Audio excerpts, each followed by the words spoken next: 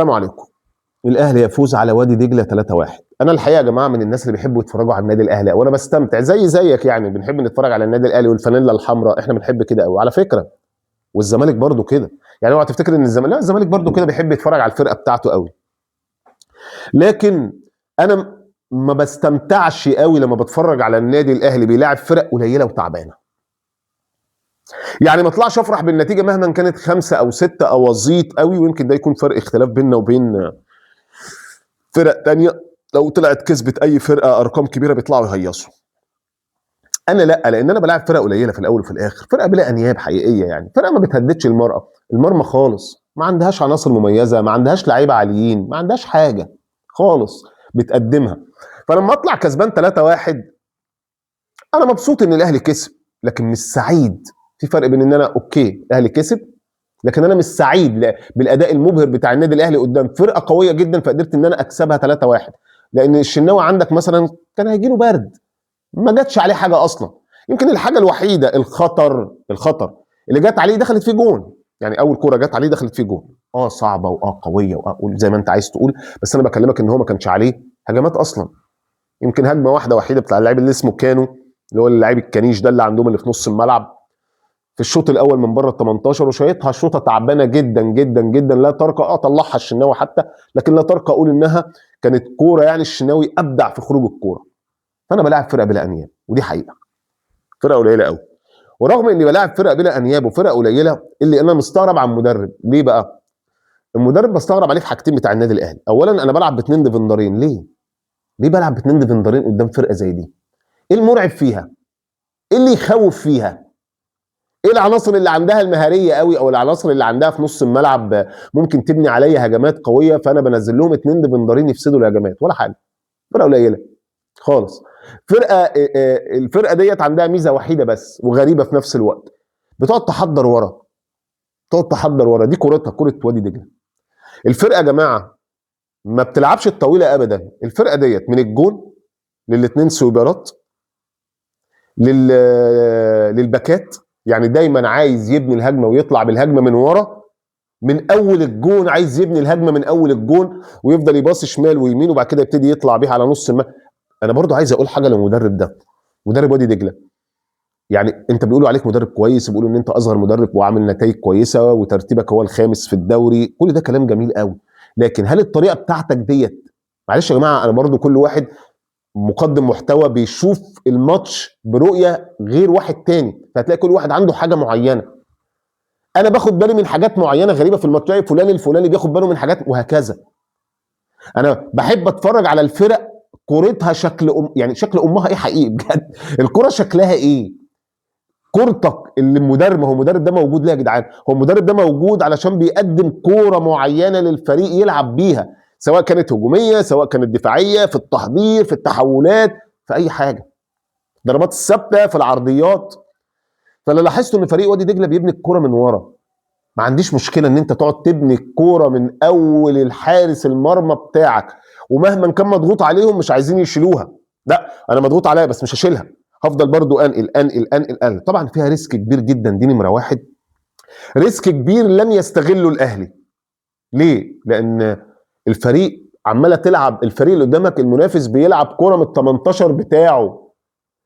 كان الطبيعي ليه ما استغلاش النادي الاهلي انك تخش تعمل ضغط غير طبيعي على حارس المرمى وعلى السويبرين اللي موجودين، اللي اكيد هتغلطهم جدا، لكن الاهلي ما عملش كده. ما كانش بيقابل من هنا، كان بيقابل من ورا. ثانيا، انت بتلعب بالطريقه دي قدام النادي الاهلي ازاي؟ يا برضه بالنسبه لمدرب وادي دجله، هو النادي الاهلي هيسمح لك ان انت بالعناصر بتاعته بالخبرات بتاعته باللعيبه بتاعته انك تفضل طالع بالكوره تاتا تاتا تاتا تاتا واحده واحده؟ هتقعد تنقل على الاهلي كميه نقلات قد ايه عشان توصل بيها وتجيب جون؟ فالطريقه ما كانتش فعاله خالص الحقيقه، هجوميا ما كانتش فعاله خالص الطريقه بتاعته، ولم يستغلها النادي الاهلي برضه. يعني النادي الاهلي كان عنده اخطاء، بيلعب بديفندر ما اعرفش ليه زياده، وما بيضغطش على الفريق من جوه. والدليل ان انت جبت الاجوان بتاعتك اصلا من اخطاء. يعني الجونين اللي جابوا من النادي الاهلي في الشوط الاول هم من اخطاء لاعبين، يعني ما كانش فيهم حالات ابداعيه اصلا للنادي الاهلي خالص. ده هو اخطاء كلها حصل فيها اخطاء، سواء ضربه الجزاء اللاعب بتاع وادي دجله ضرب امام عاشور، ضرب امام عاشور من بره يعني على حدود ال 18 اللي هي ضربه الجزاء يعني. والكره الثانيه اللي هي العرضيه اللي عملها زيزو، اللعيب بدل ما يشيلها ويطلعها على طول من ال 18 وقفت تحت رجله فخدها تريزيجيه. فاحنا جايبين جونين من اخطاء، الجونين جايبينهم من اخطاء. والحقيقه ان جيت للحق النادي الاهلي ما كانش حلو في الشوط الاول. الاهلي ما كانش حلو في الشوط الاول. حاجه كمان بلاحظها في النادي الاهلي في فترات كبيره جدا بيلعب على التحولات. ليه؟ ليه بتلعب على التحولات؟ هل هي عدوى مثلا؟ يعني هل هي عدوى؟ اتعادينا مثلا من المنتخب الكبير. خلي بالك كمان لان معظم عناصر النادي الاهلي هي كانت هو المنتخب. يعني هو المنتخب. فهل احنا خدنا على الكره الدفاعيه؟ انا بلعب على التحولات ليه قدام وادي دجله يا جماعه؟ انا عايز اوريك كميه فرص غير طبيعيه. خلي بالك واهداف كمان. واهداف كمان كلها من التحولات. كلها قطعنا الكوره عندنا وطلعنا عملنا عليها تحولات. الجون الاول نفسه جه كده بتاع تريزيجيه تحولات. فليه بلعب على التحولات؟ انا فرقه كبيره زي النادي الاهلي ابقى جايب جون، ابقى جايب جونين والعب على التحولات ورا؟ ليه؟ انا مش قادر افهمها الحقيقه وانا بلاعب وادي دجله. يعني ماتش زي كده اتخيل ان يكون النادي الاهلي ماسك فريق وادي دجله والنادي الاهلي كله موجود في نص ملعب وادي دجله كله. ويعني الطبيعي ان انا كنت السيناريو بتاع الماتش دوت اللي اطلع اقول الاهلي عمل فيه الصح، ان انا شايف الاطراف بتاعت النادي الاهلي والوينجات بتاعت النادي الاهلي ماسكين فريق وادي دجله بوم بوم بوم بوم بوم بوم على الجون من كتر الضغط الشديد اللي الاهلي عامله. لكن بقول لك مدرب النادي الاهلي عنده حتت من حاجات الحذر يرقى الى الخوف سنه بسيطه.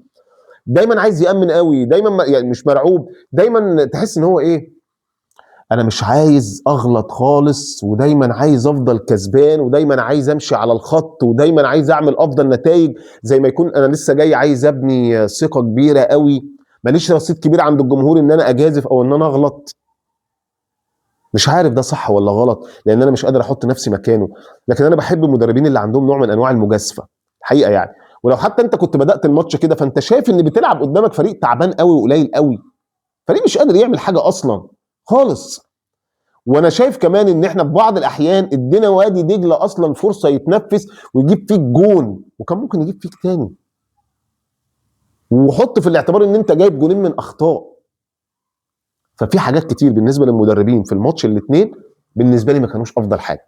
وتحولات النادي الاهلي وان النادي الاهلي يلعب دفاع في بعض الاحيان ما بفهمهاش وليه. الشوط الاول ما كانش افضل حاجه بالنسبه لنا، يمكن حصل التحول الكبير في اداء النادي الاهلي في الشوط الثاني. طب ليه الشوط الاولاني ما كانش اداء النادي الاهلي حلو؟ انا برجئ الموضوع دوت لعده اسباب. اول حاجه عدم وجود نص الملعب وظهور نص الملعب بقياده امام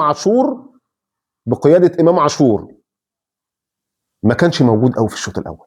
امام عاشور مش ده امام عاشور اللي انا اتعودت عليه. يعني الشوط الاول ما شفتوش افضل حاجه امام عاشور. واذا غاب لاعب نص الملعب انا بشوف في اي فرقه، لكن خلينا نتكلم عن النادي الاهلي ان لعيب نص الملعب ده بالنسبه لي هو شريان الحياه لاي فرقه.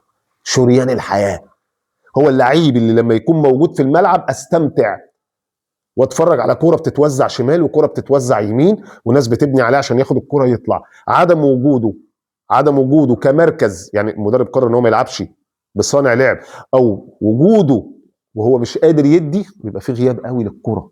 يبقى في غياب قوي قوي قوي قوي للكوره، وتبتدي بقى تلعب الطويله. فشايف ان نص ملعب النادي الاهلي في الشوط الاولاني ما كانش افضل حاجه. نص الملعب كله وخصوصا امام عاشور صانع اللعب. حاجه كمان لاحظت حاجات غريبه جدا برضو. لاحظت ان زيزو اكتر من كوره ما بيديش مروان عثمان. مش واحده ولا اتنين ولا تلاته، لا كتير ما بيديهوش. مش فاهم ليه. يعني ممكن هو مركزه افضل ومتحرك احسن ولكن يقرر يديها لتريزيجيه. ما فهمتهاش يعني ايه، بس علامه استفهام ما فهمتهاش. مروان عثمان الماتش اللي فات قلت اللعيب ده، قلت فيه كلمتين بس في ماتش يانجي افريكانز، قلت اللعيب كورته ما نقدرش نحكم عليه لكن كورته على الارض حلوه. وحتى اعترضت ان هو غير في الماتش اللي فات ونزل مكانه جراديشار، قلت ما ممكن ياخد اللعيب ده تاني. بيثبت النهارده انا مركز معاه قوي، تحركاته حلوه قوي قوي قوي قوي. خلي بالك اللعيب ده كمان لعيب من النوع الهجام. يعني ايه اللعيب الهجام؟ ما بيهداش.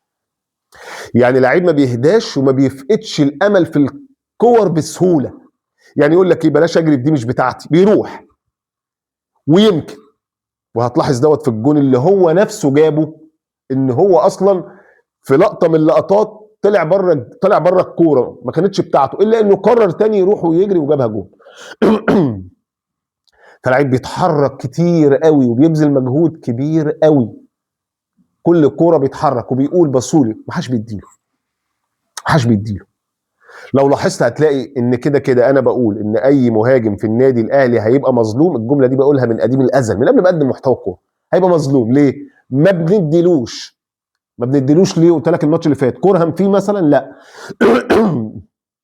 ما بنديلوش لان احنا مش متعودين نلعب على ان عندنا فرود ونديله لا على طول، لان عندك الوينجات بتاعتك الاثنين مهاريين والاثنين نجوم والاثنين حاسين بنفسهم، فكل واحد وهو جاي من الشمال ومن اليمين عايز يقعد يعمل كده ويعمل كده ويعمل كده ويعمل كده، فبالتالي المهاجم اخر همه اصلا ان انا اديله.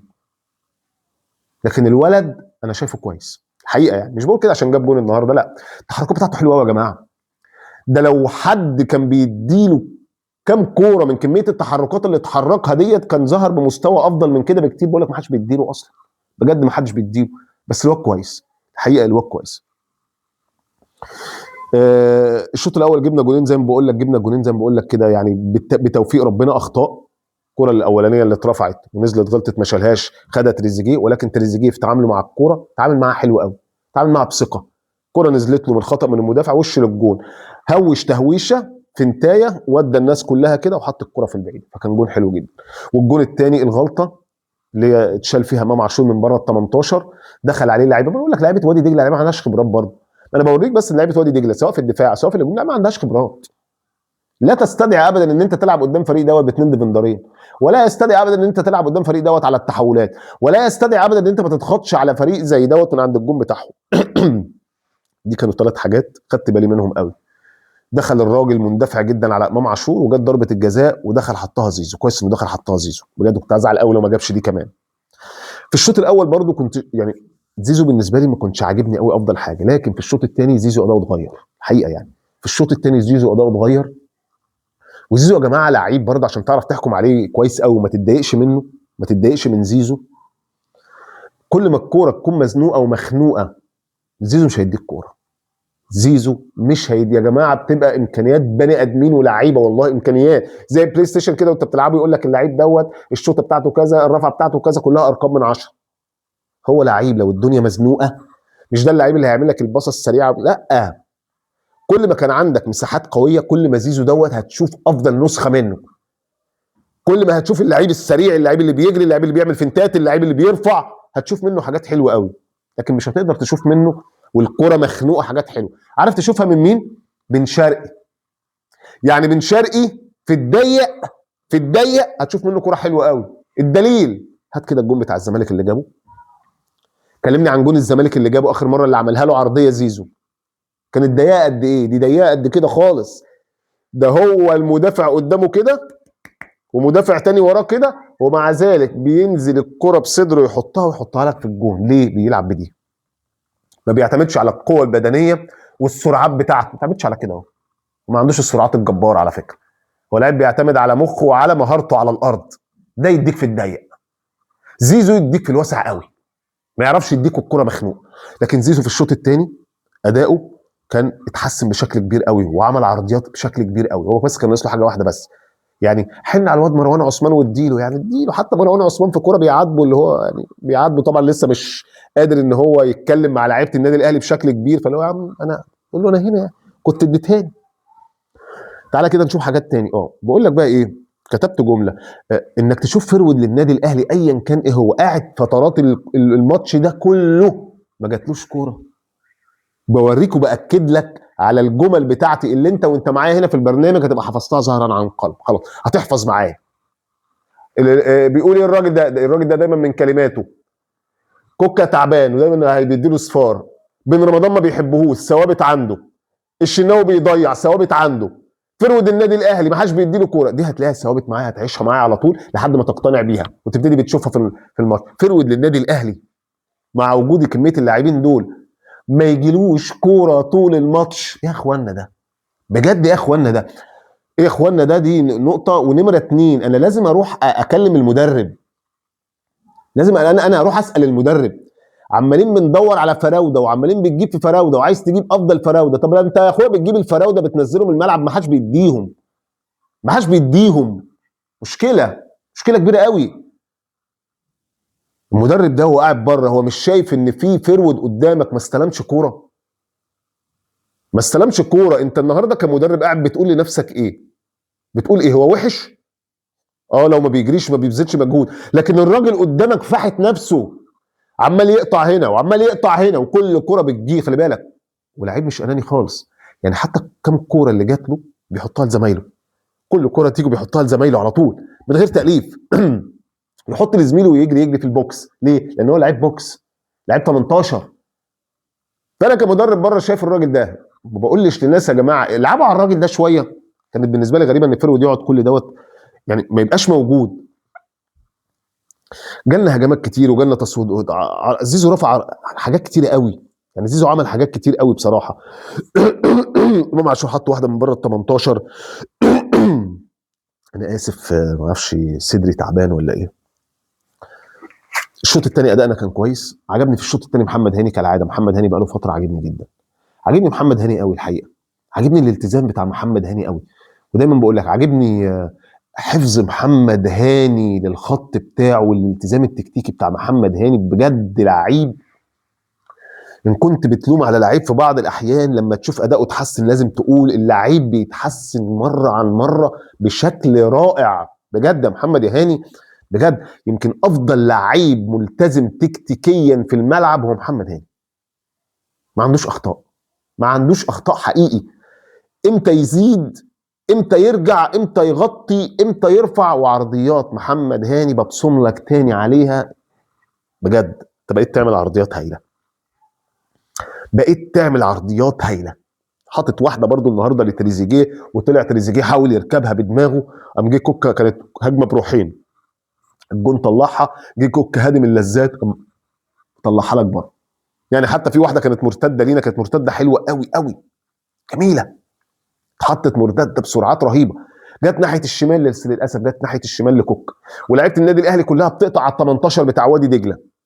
طبعا انا متوقع جدا اللي كان هيحصل، يعني هو حس ان هو اتورط، قال لك يا نهار ابيض انا لوحدي وداخل، طب الناس هتقول عليا ايه؟ ارجع بيها تاني؟ ما ينفعش ارجع، دي مرتده، طب اشيلها.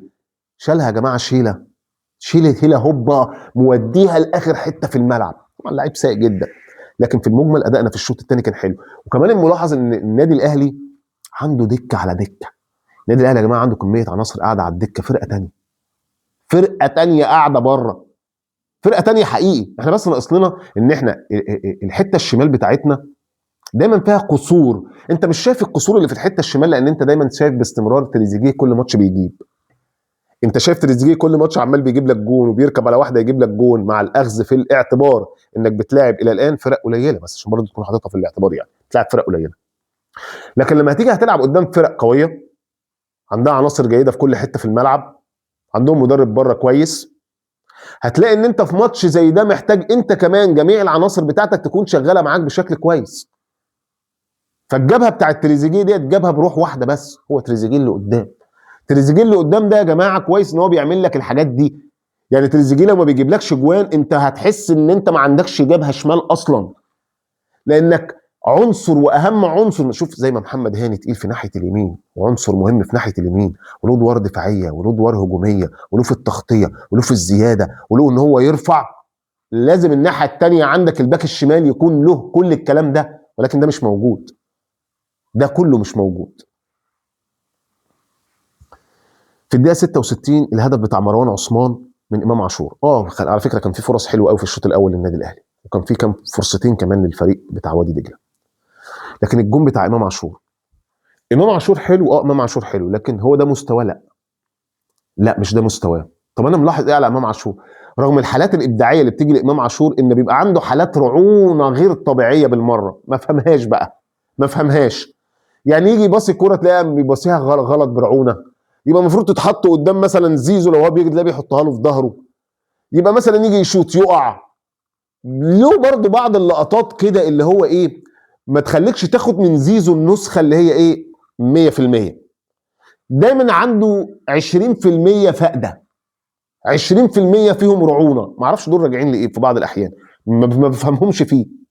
ممكن يجي ياخد قرارات الشوط في السماء، يجي يشوط يقع، يجي يحط الكره لزمايله تطلع بره.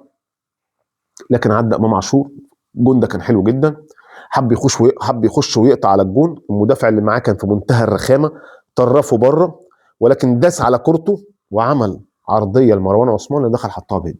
مروان عثمان جاي، مروان عثمان جاي، لكن محتاج ناس تديله. يا جماعه محتاجين نلعب على الفيرود، والا ما نلعبش بفيرود، والا ما نلعبش بفيرود. يعني نبني خطه معانا ان موجود معانا فيرود، لازم كلنا نموله، لازم كلنا نديله، لا اما يا جماعه ما نلعبش بفيرود ونوفر فلوسنا. في تغييرات في الدقيقه 69، نزل ديانج وطلع بن رمضان. موافق على التغيير يا احمد؟ لا مش موافق. ليه مش موافق؟ لان ديانج كان كويس وبن رمضان عمره ما كان كويس. خرج امام ونزل بن شرقي، يخرج امام يخرج امام، خلص بدنيا، خلص بدنيا، بيعمل سبرنتات كتير قوي قوي قوي قوي قوي في الملعب. نزل بن شرقي، كنت عايزه ينزل، كنت عايزه ينزل جدا من بدايه الشوط الثاني. كوكاكولا قصدي كوكا خرج، كنت عايزه يخرج جدا، كنت عايزه يخرج على طول، نفسي يخرج، ونزل محمد شكري. فانا موافق على التغييرات ديت جدا. هل نزول بن رمضان فرق معانا ولا بجنيه طول عمره؟ ثوابت عندي، لعيب ملوش اي لزوم خالص، لعيب من النوع اللي يتقال عليه اطلع بقى خنقتها في الملعب. ما ضافش جديد. بن شرقي نزوله كان مهم، بن شرقي نزوله كان مهم. نزول بن شرقي وداه ناحيه زيزو، وخلى زيزو مكان امام عاشور صانع اللعب. حتى لما نزل حسين الشحات طلع تريزيجيه ونزل حسين الشحات مكانه، ونزل طاهر محمد فرود وطلع مروان عثمان. كانت تغييرات كويسه، كانت تغييرات كويسه منطقيه جدا، لاعب كل واحد في مركزه، كل واحد. حتى طاهر محمد متعود في بعض الاحيان يلعبه فرود فلاعبه فرود. بن شرقي هايل، بن شرقي هايل في كل الاحوال، بن شرقي جميل في كل الاحوال. ولكن عايز تشوف افضل نسخه من بن شرقي، لاعبه مكان تريزيجيه ومكان حسين الشحات. ده لو عايز تشوف افضل نسخه ليه يعني، لاعبه الحته اللي هناك. ولكن الفتره اللي نزل فيها بيحط الكره لزمايله، واللي بيقطع بيديله وبيجري يستلم.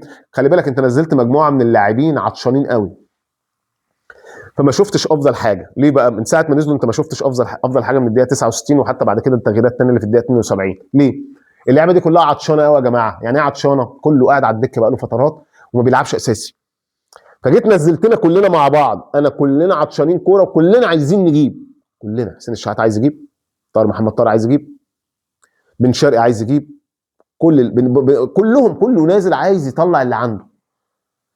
لكن عجبني جدا في الوقت اللي نزل فيه بن شرقي، وانا من اشد المعجبين باللاعب بن شرقي. حتى حسين الشحات لما نزل، حسين الشحات ده من الواضح يا جماعه اللي هو ايه، لما تدي حسين الشحات وهو بديل بيعمل لك افضل بكتير من وهو اساسي. كم كوره نزل حسين الشحات فيهم وشاط واحده من بره ال 18 وعمل واحده، عمل شغل حلو قوي حسين الشحات لما نزل.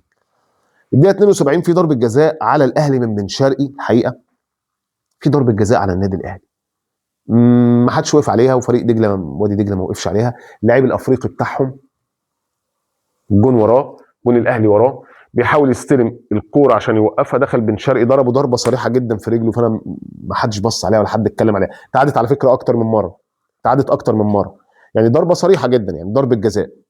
فدي برده كانت في ضربه جزاء، انا شايفها ضربه جزاء على الاهلي، ما حدش خد باله منها. في تغييرات بعد كده زي ما بقول لك، طلع تريزيجيه ونزل حسين الشحات، طلع مروان عثمان ونزل طاهر محمد طاهر. طاهر محمد طاهر الوقت ما اسعفوش قوي في الحته ديت، وهو كمان مش فرود قوي، وحتى لو هو فرود احنا ما بنلعبش على الفرود. بقول لك كان في فرصه لحسين الشحات، عمل شغل عالي قوي قوي قوي في الدقيقه 81. في بقى في الدقيقه 90 محمد شكري بيشوط شوطه من بره ال 18، الشوطه دي طلعت بره على فكره، بس كتبتها طلعت بره بعيده قوي، يعني حتى مش شكلها مش حلو. لكن محمد شكري باك شمال بيشوط يعني في كوره من بره ال 18 والكوره جايه له، عملها على مبدا كتاب الكوره القادمون من الخلف، وحط وش رجله فيها. ما جاتش المره دي، يمكن تيجي بكره، يمكن تيجي بكره. لعبونا يا جدعان باك شمال بجد، ارحمونا يا جماعه ان احنا بنلعب بلعيب، يعني لاعبه. هو شاط من بره، كوكا عمره ما يعملها، لو الكوره جايه له هيقف ويرجعها للشناوي من ورا. وجي فينا هدف، زاموا هم شويه في الفتره الاخيره، زاموا شويه وضغطوا شويه، الوقت بدل الضايع. وجي الهدف بتاع زياد اسامه الرائع. زياد اسامه عندهم جاب جون رائع جدا قوي قوي، جون حلو قوي قوي، عالمي بقى، حاجات عالميه كده.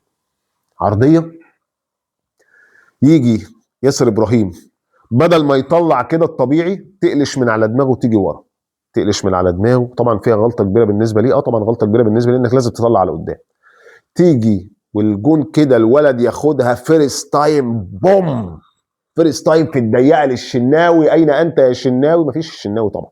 هي قويه، هي قويه، هي فعلا الكره قويه الحقيقه يعني تخش.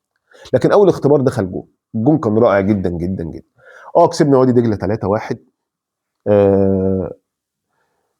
انا مبسوط ان النادي الاهلي كسب، ولكن في نفس الوقت ما اقدرش انكر ان انا كنادي اهلي كنت بلاعب فرقه بلا انياب، وكنت بلاعب فرقه كان عندي ان انا اعمل حاجات اكتر بكتير من كده. بلاعب فرقه جبت جونين عن طريق اخطاء للمدافعين. ان كان في جون واحد هو اللي احنا قدرنا ان احنا نعمله، هو الجون بتاع امام عاشور. فالنادي الاهلي بشوفه دايما باستمرار، انا دايما بشوف النادي الاهلي باستمرار عنده احسن من كده. اعتقد انت كمان بتوافقني في كده، ان النادي الاهلي دايما عنده احسن من كده يا جماعه. طب تعالى كده ناخد تقييمات اللاعبين. الشناوي، ما يعني مش عايز اجي على الشناوي الحقيقه، يعني لو 4 يبقى كويس على الشناوي. انا شايف ان 4 كويس قوي على الشناوي. ياسر ياسين مرعي كان عامل ماتش كويس الى حد كبير، بيجري، كانش علينا ضغوطات اصلا، احنا كانش علينا ضغوطات كتير ولا نقدر نقول نطلع 4. ياسر ابراهيم بالغلطه اللي غلطها ديت 3. محمد هاني كان اكثر من رائع. محمد هاني الحقيقه في الماتش اكثر من رائع بجد، يعني 8 حلوين قوي، 8. كوكا 0. نطلع قدام شويه، مروان كان اداؤه اقل بكتير يعني كان اداؤه اقل بكتير من ديانج، ما شفتوش كتير يعني، ممكن 4. ديانج اعلى منه شويه ياخد 5 او 6. نطلع لامام عاشور 7 لانه عنده افضل من كده بكتير. زيزو كان افضل بكتير من الماتش اللي فات الحقيقه، كان افضل بكتير، من عمل حاجات كتير وعمل مجهود كبير الناحيه الثانيه، ياخد 7. تريزيجيه جايب جون وحاول يشتغل شغل كبير بس يعني 7 برضه. مروان عثمان، مروان عثمان دوت ممكن ياخد 9. ليه؟ مش عشان الجون اللي جابه، علشان كل اللي مطلوب منه كفروت في التحركات بتاعته عملها صح جدا. انا مش ذنبي ان ما حدش بيديني يا جماعه، انا بروح صح. كل الكور اللي جت في رجله يلعبها لزمايله كلها عملها صح. مروان عثمان ياخد 9. الناس اللي نزلت، محمد شكري ما شفتوش كتير خالص غير في الكوره ديت، يعني ممكن ياخد 3. بن رمضان 0. بن شرقي في الوقت اللي نزل فيه عمل شغل كويس جدا، بن شرقي عجبني جدا برضه، ياخد 7. حسين الشحات في الوقت اللي نزل، الدقايق اللي نزل دول عمل فيه شغل حلو، راح شاط واحده على الجون وعمل كام كوره لزمايله، ياخد 7. تريد مارك ال7 دوت. وطاهر محمد طاهر 4. الاهلي عنده اداء افضل من كده بكتير. انا احب اشوف النادي الاهلي بيلعب مع فرق تقيله الحقيقه، يعني ببقى مستني النادي الاهلي اتفرج عليه، لكن انا احب اتفرج على النادي الاهلي بيلعب ماتش كبير وماتش تقيل مع فرق تقيله، مع فرق قادره انها تهدد مرماك، علشان تقدر تحكم على النادي الاهلي اداء جيد. السلام عليكم.